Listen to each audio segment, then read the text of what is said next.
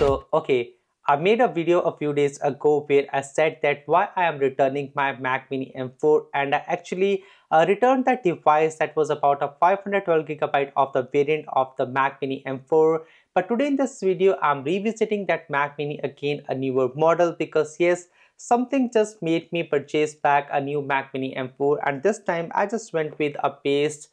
It is a 256 GB of variant, and again the one that I had before was about a 512 GB, but it does not really matter because the base RAM on both of these Mac Mini M4s is about 16 GB. Now why I initially returned my Mac Mini M4 was just because of the reason my MacBook Pro M1 Pro, it was having some kind of issues, so I had to sell it back to Apple for about 1100 Canadian dollars. So the best alternative that I thought, because most of the times my Mac Mini was connected to my physical monitor, this thing over here and the one on the back. So most of the times I was just using my Mac with my monitor, and I was making a very less use of an actual screen on the MacBook Pro. But now after I used that Mac Mini for about 2 weeks, and also because now I have got a baby at home, it just feels impossible for me to sit inside of this room for the entire day, and hence I had to return back my Mac Mini M4, and I had to buy an open box, the MacBook Pro 14 inches with just the base M4 chip. And here I just enjoy the way that thing it turns out, but at the same time I do not know that what made me make this decision that I should actually also have a physical setup where I can have a Mac Mini always tied to the screen over here, and maybe I can just use both of the laptops and the Mac Mini M4 side by side. And so yes, this is one of the reasons that why I switched back again to the Mac Mini M4. In fact, a lot of these videos that are just coming onto the YouTube channel right now, I'm shooting and editing everything on this Mac Mini M4. So it has just turned out to be a very good thing, and hence this is just a follow-up video. Now the thing is that when the first time I unboxed a Mac Mini M4 with 512 GB of the storage, it was a very costly option, and I could just spend some extra money and get an open box device or maybe a used device and just wait for a very proper upgrade like the M6 MacBook series or something. But now, because this is a base device and a few months later we have got a lot of cheaper alternatives in the terms of the upgradability of the storage on this device at really the fraction of cost that what Apple is actually asking for these devices, it is going to be an insane device in the longest run. Might be that I would use this device for about a year and a half, then I would just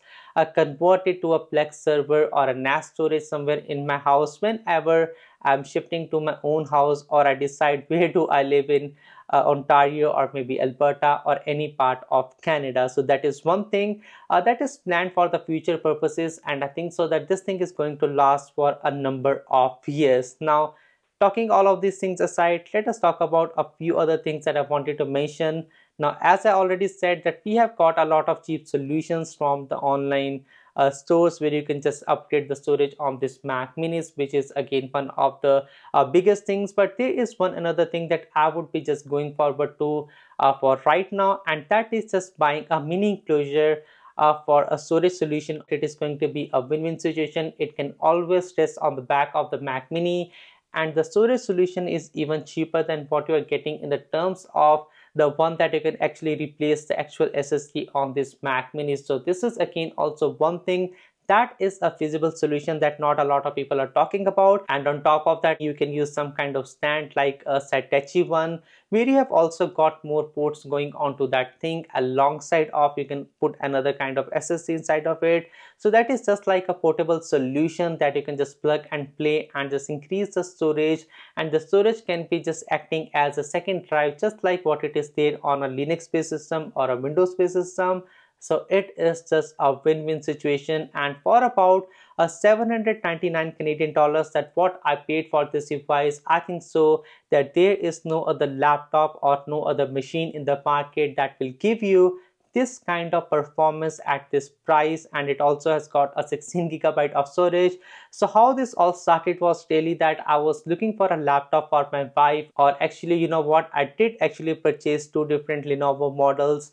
from Best Buy. I thought so that for about $700-800 they were a good fit because they were giving an OLED screen. It was not having the worst processor, even though that those ones were having the U processors, which are not the most powerful ones. But again, at the same time, I would just want more battery life. That is something that those laptops are providing as well. But even before I could actually use those laptops in my hand, I went back to Best Buy, I canceled the orders, and then I just decided to get back to this Mac Mini M4 just because of the pure performance, the graphics, and the latest and the greatest in the terms of the AI chips that you're getting on this thing. I think so that it is just insane. And one more thing, if this thing is just sitting on a desk and not doing anything, it just does not draw a lot of power, which means that your energy bills on your home would not be as much high as getting something that is a Windows laptop and that is just cranking on the fans for some reason. I just do not know why,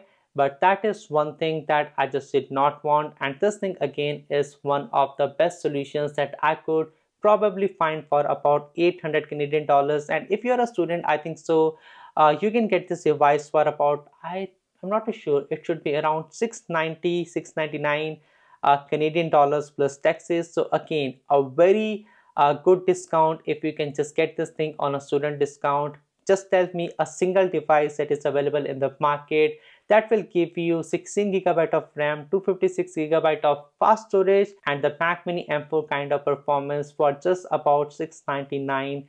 Canadian dollars. It is just a very insane price to value ratio. Now, arguably, you can also go with something like the M1 MacBook Air. That is something that is again not the thing from now, but the thing from the past. But you still find those things in the open box deals like on openbox.ca for about 800 Canadian dollars, which is also not a bad price. But that would be any day better than any of the modern laptops that I have used at my home, and that is again one thing that I just recommend. Now, one more thing, if you're trying to pick this Mac Mini M4 and if you just want to compare this thing with the MacBook Pro, the base model with the same chip as inside of this thing, I think so that the performance is almost similar. But if you just want to compare it with the $1400 MacBook Air, this thing is, I think so, quite a bit faster than what you have on the MacBook Air. And by the way, the MacBook Air M4 is just not a bad device, but it does not have any kind of thermal solution that does make it a bit more worse device than this Mac Mini M4 as we have in this studio. Now, one more question that I just want to clarify that a lot of people would also have in their mind, because I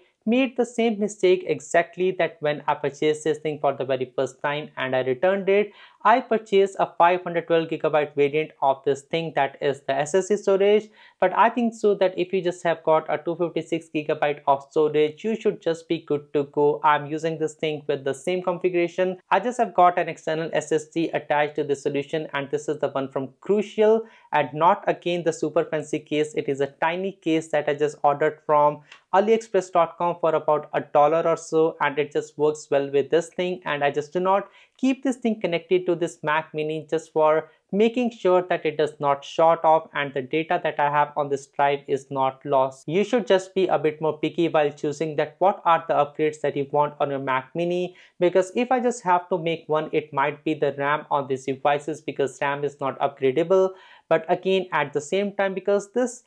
Mac Mini M4 system, it does not work like the regular Windows laptops that we have in the market or the ones from the past, because it utilizes the swap memory on the system to make sure that there is always some memory available on the system, and there are just no crashes that you will see very much frequently on these Mac Minis over here. So yes, if you just do not want to spend extra on the RAM as well, I think so that it would be fine as well. But one thing that I do really recommend to upgrade on your device if you want is the 10 gigabit Ethernet, because if you are someone who just want to make it as a NAS drive in the future, I think so it is pretty much a necessary thing. I did not go for this option, but I might have a solution for later, that what I will be implementing when I set up a NAS server in the near future. So for me, I think so that this thing over here is completely fine, but that is only one kind of upgrade that I would just really want you to make, because again, you know, even if you go from the base M4 edition to the M4 Pro, I think so, even though that the performance is a lot, but for a lot of people who are just into video editing or maybe some kind of 3D rendering or even the small AI task or maybe the audio editing, it just does not make a lot of difference. Might be it will do the work 10 seconds or 20 seconds ahead of this thing, but that is completely fine because 10-20 seconds is not really going to